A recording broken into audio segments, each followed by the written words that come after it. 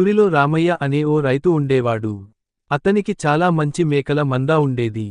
ఆ మందలో అతనికి ఎంతో ఇష్టమైన ఒక మేక ఉండేది, అది పసుపు రంగులో ఉండేది. అందుకే అందరూ దానిని బంగారు మేక అని పిలిచేవాళ్ళు. రామయ్య దానిని ఎంతో ప్రేమగా చూసుకునేవాడు. ఏ పంట వచ్చినా ముందు బంగారు మేకకే తినిపించేవాడు. అది కూడా చంచలంగా తిరుగుతూ, పిల్లలతో ఆడి, అందరినీ ఆనందపెట్టేది. ఒకరోజు గ్రామంలోకి కొంతమంది దొంగలు వచ్చారు. వాళ్ళు రామయ్య దగ్గర ఉన్న బంగారు మేక గురించి విన్నారు. ఆ మేకను దొంగిలిస్తే మంచి డబ్బుకు అమ్ముకోవచ్చు అని అనుకున్నారు. ఒక రాత్రి రామయ్య నిద్రపోతుండగా దొంగలు వచ్చి మేకను తీసుకెళ్లారు.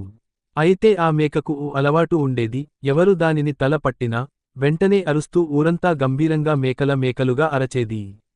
అలా ఆ రాత్రి కూడా అరవడం మొదలుపెట్టింది. ఊరంతా లేచింది. రామయ్యను పిలిచారు. దొంగలు పరిగెత్తారు. చివరికి మేక తిరిగి రామయ్య దగ్గరకు వచ్చింది. రామయ్య ఆనందంతో మేక